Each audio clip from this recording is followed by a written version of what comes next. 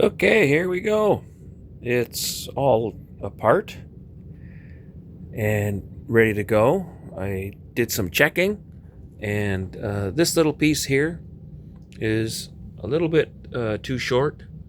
This part right here, it needs to be about this much longer.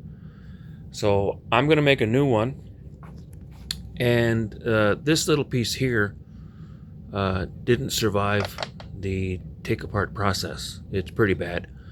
I'll have to deal with that somehow, but otherwise everything seems to be okay.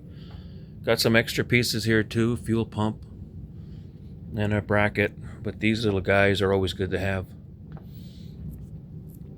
And whatever I don't have, I'll just have to make it. I got a little bit of equipment here, nothing fancy, but I think it's going to be okay.